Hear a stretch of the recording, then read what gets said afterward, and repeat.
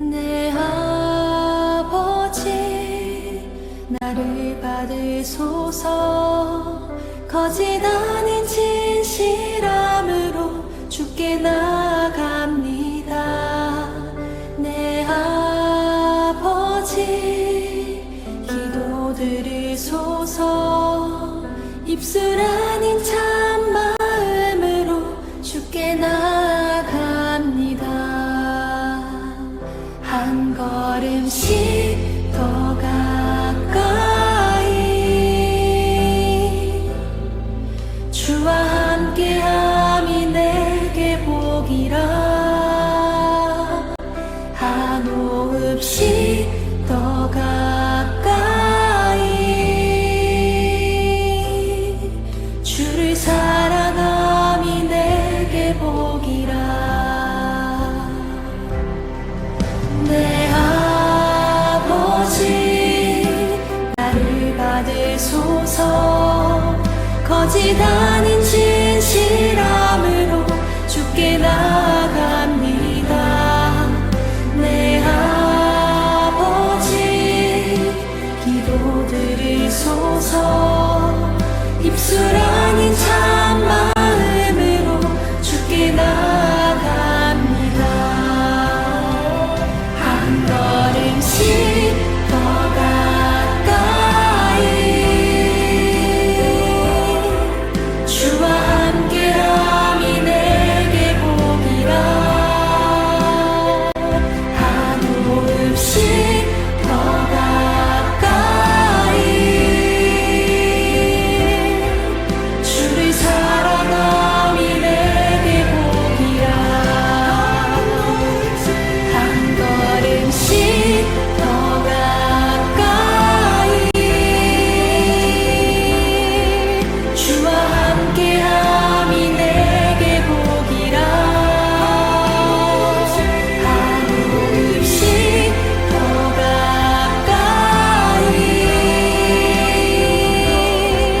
주를 사랑함이 내게 복이라. 주의 빛으로 날 덮으시니 그 날개 아래 피하리로다. 주의 진실함 내 방패가 되시니 모든 두려움 내게서 사라지네. 한 걸음씩 더 가까이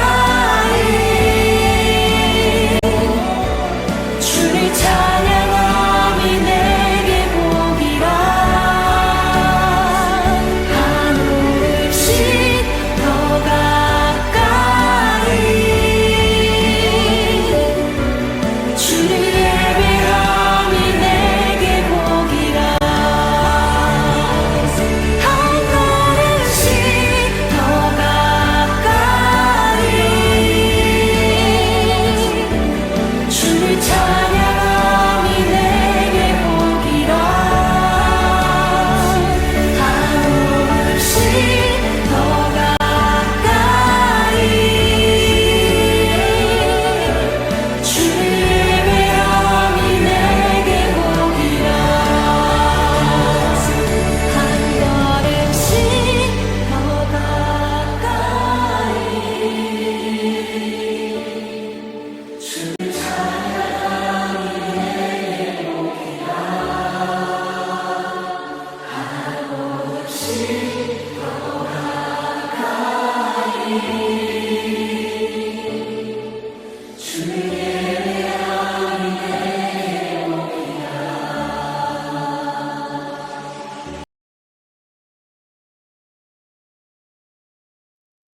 감사합니다. 2025년 7월 2일 수요기도회 넘어짐의 자리에서 부어주시는 넘치는 은혜입니다. 성의 말씀은 사무엘상 30장 5절에서 6절 말씀입니다. 다윗의 두 아내 이스라엘 여인 아히노암과 갈멜 사람 나발의 아내였던 아비가일도 사로잡혔더라. 백성이 자녀들 때문에 마음이 슬퍼서 다윗을 돌로 치자 하니 다윗이 크게 다급하였으나 그의 하나님 여호와를 힘입고 용기를 얻었더라. 아멘. 사무엘상 30장 5절에서 6절 말씀입니다. 샬롬, 사랑하는 성도 여러분, 복된 수요 기도의 저녁입니다. 오늘 이 시간 우리를 향한 하나님의 신실하심과 은혜를 기대하며 함께 말씀의 자리로 나아가겠습니다. 우리는 지금 사무엘 상하 말씀을 통해 하나님의 구속사를 살펴보고 있습니다. 자, 사무엘서는 단순히 한 나라의 왕이 세워지는 연대기가 아닙니다. 이는 연약하고 실패하는 인간의 역사 속에서도 신실하게 당신의 언약을 이루어 가시며 죄로 인해 깨어진 세상을 회복하고 구원하시려는 하나님의 위대한 구원계, 구속사를 보여주는 거대한 그림입니다. 자, 특별히 다윗의 삶은 장차 오실 진정한 왕, 예수 그리스도를 예표하는 그림자로 가득 차 있습니다. 자, 오늘 우리가 함께 나눌 사무엘상 30장은 바로 그 다윗의 인생에서 가장 어둡고 처절한 순간을 담고 있습니다. 그러나 동시에 가장 깊은 절망의 자리에서 어떻게 하나님의 가장 놀라운 은혜가 부어지는지를 생생하게 보여주는 희망의 메시지이기도 합니다.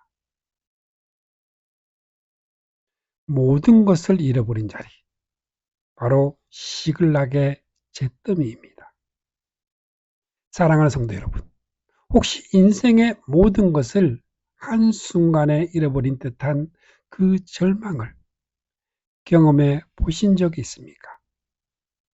오늘 본문의 다윗이 바로 그러한 상황에 처했습니다.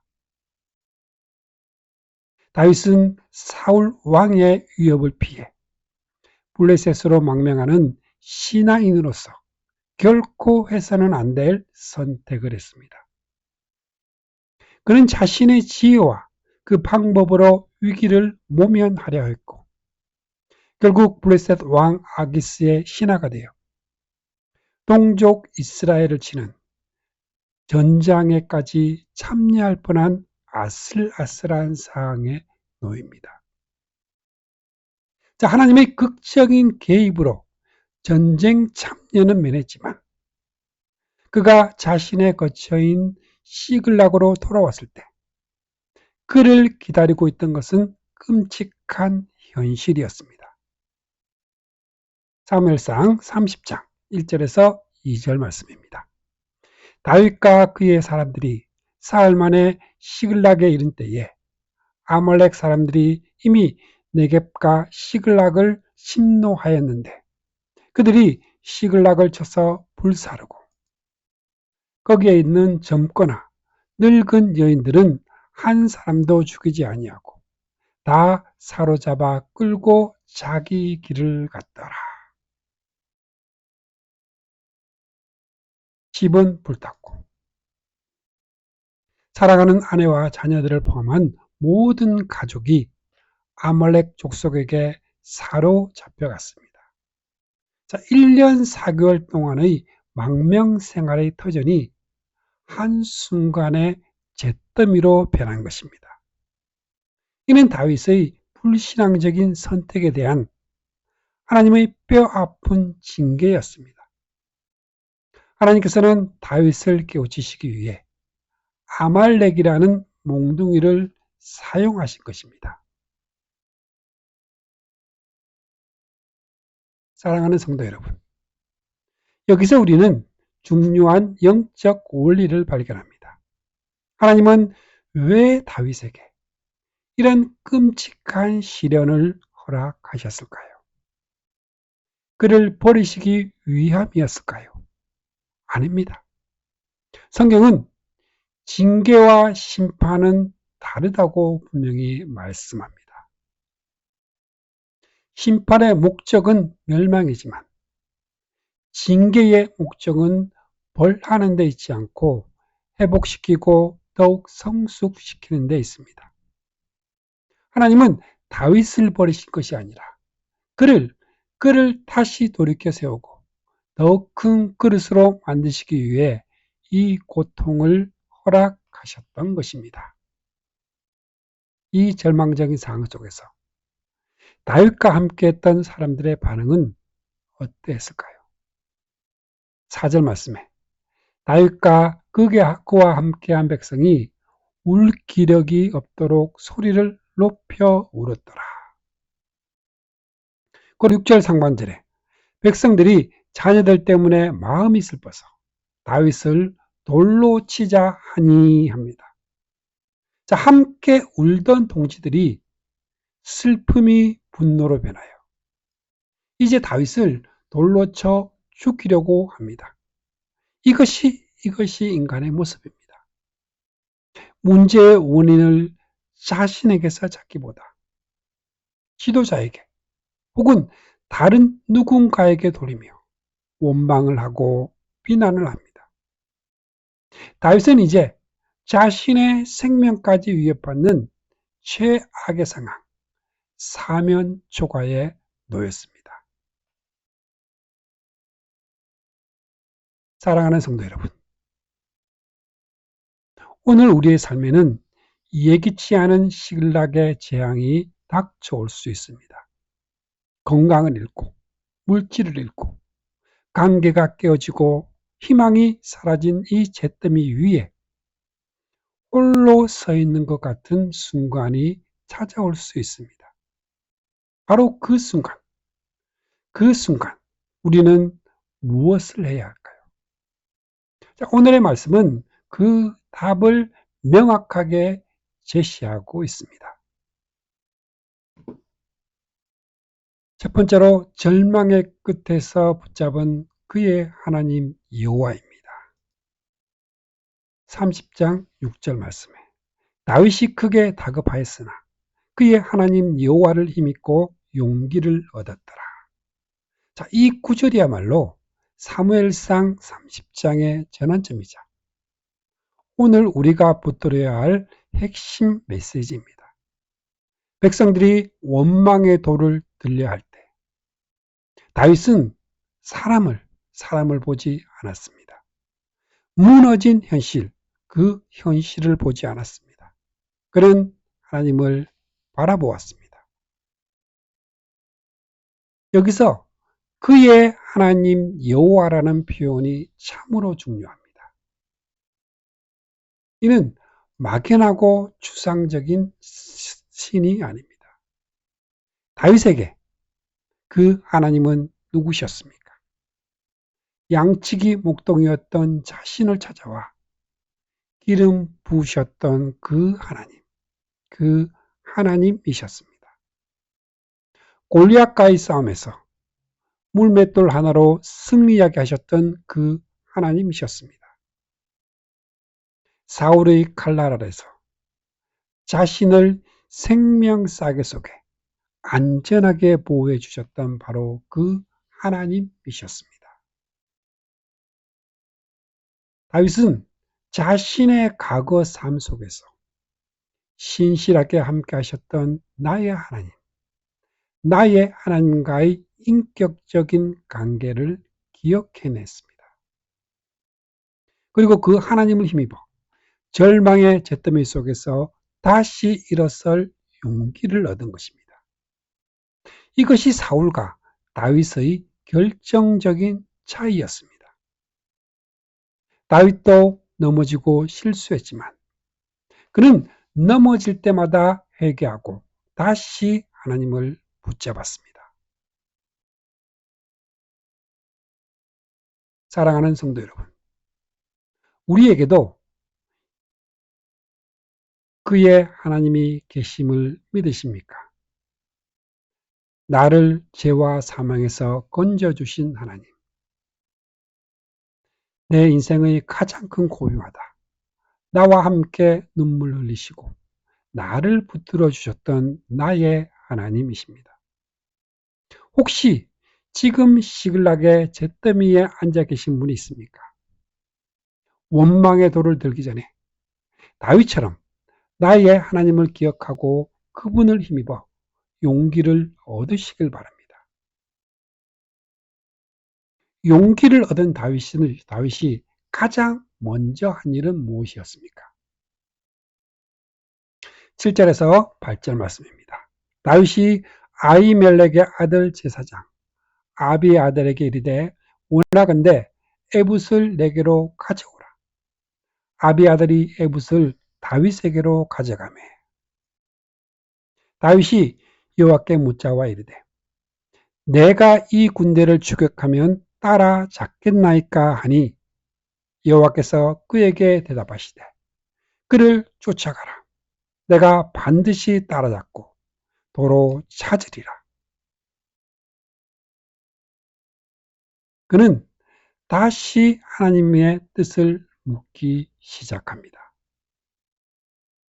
자신의 생각과 그 계획을 내려놓고 하나님의 인도하심을 구한 것입니다. 이것이 바로 관계의 회복입니다. 하나님과의 관계가 회복이 되자 하나님께서는 즉시 반드시 따라잡고 도로 찾으리라는 놀라운 약속을 주셨습니다. 두 번째는 회복을 넘어 더욱 넘치게 채우시는 은혜입니다. 하나님의 약속을 붙들고 다윗과 600명의 군사들은 추격을 시작합니다. 그러나 지친 군사 중 200명은 부솔 시내를 건지지 못하고 뒤처지게 됩니다. 자, 400명의 군사로 적을 추격해야 하는 여전히 불리한 상황입니다. 그런데 바로 그때 하나님께서는 예비하신 놀라운 만남이 이루어집니다. 들판에 병들어 버려진 애굽 소년 하나를 만나게 된 것입니다. 자, 아말렉 사람들은 그가 병이 들자 가차없이 버렸지만 다윗은 그에게 떡과 물을 주어 살려줍니다. 하나님께서는 세상에 쓸모없다고 버린 바로 그 한 사람을 통해 아말렉 군대가 있는 그곳으로 인도하게 하십니다. 참으로 오묘한 하나님의 섭리가 아닐 수 없습니다. 그 결과는 어땠습니까? 17절에서 20절 상관절입니다. 다윗이 새벽부터 이튿날 저물 때까지 그들을 치매 낙타를 타고 도망한 소년 400명 외에는 피한 사람이 없었더라. 다윗이 아말렉 사람들이 뺏어갔던 모든 것을 도로 찾고 그의 두 아내를 구원하였고 다윗이 또 양떼와 소떼를 다 되찾았더니 자, 하나님의 말씀대로 그는 빼앗겼던 모든 것을 되찾았습니다. 아내, 자녀, 재물 하나도 잃지 않았습니다. 그런데 이야기는 여기서 끝나지 않습니다. 자, 성경은 다윗이 양떼와 소떼를 다 되찾았더니 말하며 우리가 그 가축들을 앞에 몰고 가며 이르되 이는 다윗의 전리품이라 선포합니다. 자, 이것은 단순히 잃어버렸던 것을 회복한 수준이 아닙니다. 그는 잃어버린 것 이상으로 아말렉의 모든 소유까지 전리품으로 얻는 더욱 넘치는 은혜를 경험하게 된 것입니다. 사랑하는 성도 여러분, 이것이 바로 구속사의 중요한 원리입니다. 하나님의 구원은 단순히 잃어버린 것을 만회하는 현상 유지가 아닙니다. 예수 그리스도의 십자가 보혈로 구원을 받은 우리는 죄 짓기 이전의 아담의 상태로 돌아가는 것이 아닙니다. 우리는 하늘에 속한 이의 형상을 입고 장차 우리의 낮은 몸을 자기 영광의 몸의 형체와 같이 변하게 하시는 놀라운 존재로 변화됩니다. 죄로 인해 잃어버린 것보다 비교할 수 없이 크고 영광스러운 것을 선물로 받는 것. 이것이 바로 하나님께서 주시는 더욱 넘치는 은혜입니다. 우리의 실패와 넘어짐을 사용하셔서 이전보다 더 큰 복과 은혜를 부어주시는 하나님.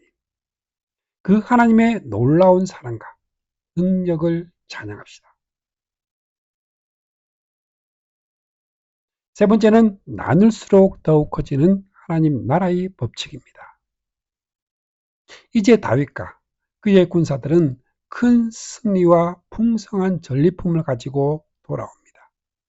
자, 그런데 돌아오는 길에 또 다른 갈등이 발생을 합니다. 함께 싸웠던 자들 중 악한 자와 불량배들이 피곤하여 후방에 남아있던 200명에게는 전리품을 나누어 줄 수 없다 주장을 한 것입니다. 자, 그들의 처자식만 돌려주고 재물은 한 푼도 줄 수 없다는 바로 이기적인 주장이었습니다. 이때 다윗은 하나님 나라의 위대한 원칙을 선포합니다. 23절에서 24절 말씀입니다. 다윗이 이르되 나의 형제들아 여호와께서 우리를 보호하시고 우리를 치러 온 그 군대를 우리 손에 넘기셨은즉 그가 우리에게 주신 것을 너희가 이같이 못하리라. 이 일에 누가 너희에게 듣겠느냐? 전장에 내려갔던 자의 분깃이냐? 소유물 곁에 머물렀던 자의 분깃이 동일할지니 같이 분배할 것이니라 하고. 이 승리는 우리의 능력으로 얻은 것이 아니다. 하나님께서 주신 선물입니다. 그러므로 전쟁에 참여한 자나 남아서 소유물을 지킨 자나 모두가 하나님의 은혜에 참여할 자격이 있다. 이것이 다윗의 선언이었습니다. 싸울 힘이 있었던 것도 은혜요. 남아서 지킬 힘이 있었던 것도 은혜입니다. 모든 것이 하나님의 은혜이기에 모든 이가 은혜의 선물을 함께 나누어야 한다는 것입니다. 이것이 바로 공로가 아닌 은혜로 구원받는 하나님 나라의 법칙입니다. 그런데 다윗의 나눔은 여기서 그치지 않습니다. 그는 자신을 따르는 이들에게만 분깃을 나눈 것이 아니었습니다. 26절 말씀에 다윗이 시글락에 이르러 전리품을 그의 친구 유다 장로들에게 보내어 이르되 보라 여호와의 원수에게서 탈취한 것을 너희에게 선사하노라 하고. 그리고 31절에 다윗과 그의 사람들이 왕래하던 모든 곳에 보내었더라. 다윗은 그 넘치는 전리품을 유다 땅의 13개 성읍 장로들에게 선물로 보냈습니다. 환난 시절 자신에게 냉수 한 그릇이라도 대접했던 이들을 기억하고 그 은혜를 갚은 것입니다. 이 나눔은 어떤 결과를 가져왔을까요? 훗날 사울이 죽고 나서 유다 사람들은 다윗에게 와서 기름을 부어 유다 족속의 왕으로 삼습니다. 다윗이 고난 중에 베푼 이 나눔이 그가 왕으로 추대받는 결정적인 발판이 되었던 것입니다. 하나님께서 주신 이 은혜를 나누었을 때 그 은혜는 사라지는 것이 아니라 오히려 왕국이라는 더 큰 은혜가 되어 돌아왔습니다. 이것이 바로 나눌수록 더욱 커지는 은사의 비밀입니다.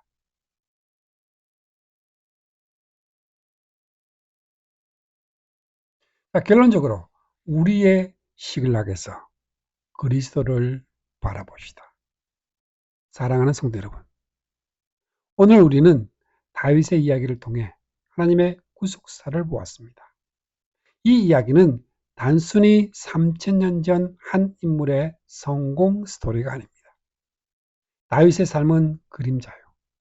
이 모든 이야기의 실체이신 예수 그리스도를 가리키고 있습니다. 우리의 인생에도 시글락의 잿더미가 있습니다. 나의 죄와 불순종으로 자초한 실패의 자리가 있고, 때로는 이유를 알 수 없는 고난의 폭풍이 몰아치기도 합니다. 그 자리에서 우리는 무엇을 해야 합니까? 첫째는 다윗처럼 나의 하나님을 힘입고 용기를 얻어야 합니다. 문제의 크기보다 크신 하나님, 나를 위해 십자가에서 모든 것을 내어주신 그의 하나님을 바라볼 때 우리는 다시 일어설 수 있습니다. 두 번째는 하나님의 더욱 넘치는 은혜를 신뢰해야 합니다. 하나님은 우리의 실패를 사용하여 이전보다 더 큰 은혜, 더 깊은 성수, 더 놀라운 회복을 이루시는 분입니다. 잃어버린 것을 되찾는 것을 넘어 하늘의 신령한 복으로 우리를 채우실 것입니다. 세 번째는 받은 은혜를 나누어야 합니다. 하나님께서 우리에게 은혜를 주시는 것은 우리만 누리라고 주신 것이 아닙니다.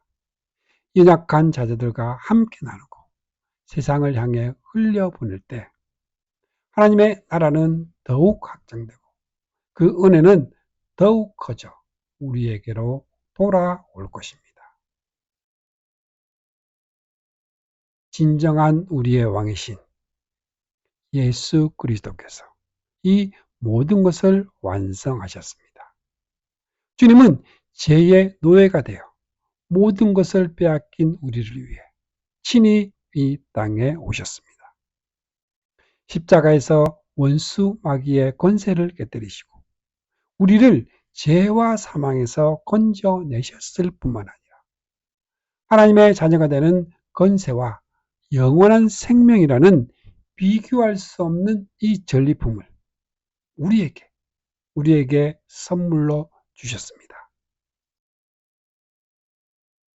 이번 한 주 혹시 삶의 시글락 한가운데 서 계시다면 절망의 돌 대신 기도의 무릎을 꿇으십시오. 그리고 나의 실패를 통해 더 큰 은혜를 베푸시는 신실하신 하나님을 기대하십시오. 다윗을 일으켜 세우셨던 그의 하나님 여호와가 오늘 바로 저와 여러분의 하나님이 되십니다. 그 하나님을 힘입어 용기를 얻고 회복을 넘어 넘치는 은혜를 경험하며 그 은혜를 나누는 복된 삶을 사시는 모든 성도님들이 되시기를 우리 주 예수 그리스도의 이름으로 축복합니다. 아멘.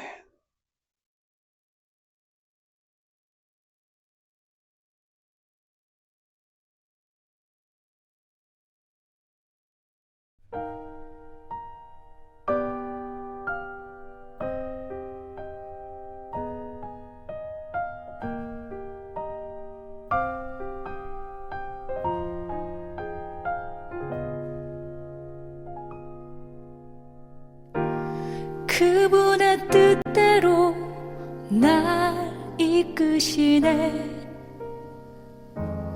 그분의 뜻대로 날 만드시네.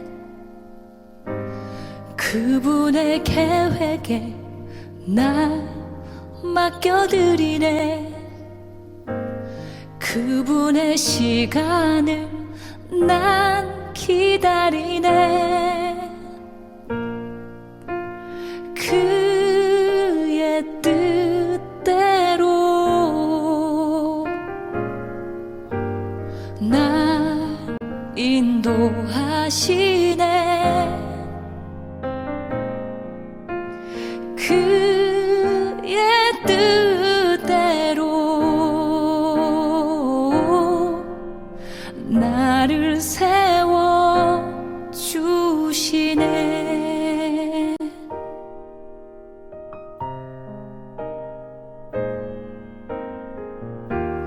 그분의 뜻대로 날 이끄시네.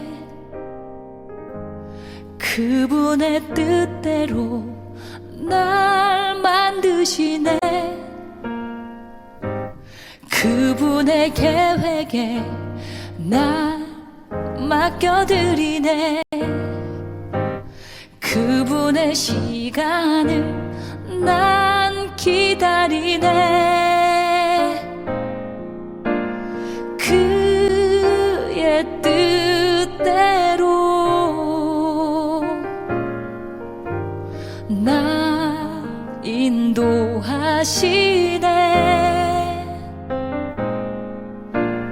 그의 뜻대로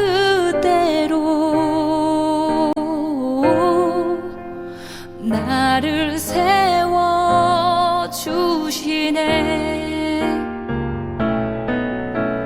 그의 뜻대로 날 인도하시네.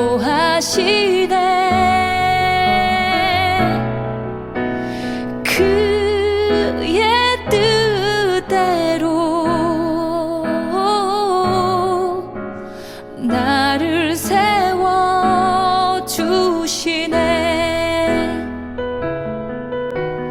그의 뜻대로 나 인도하시네.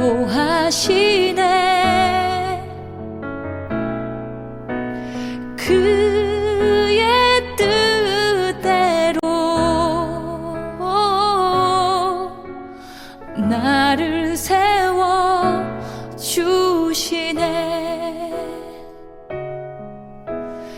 나를 세워주시네.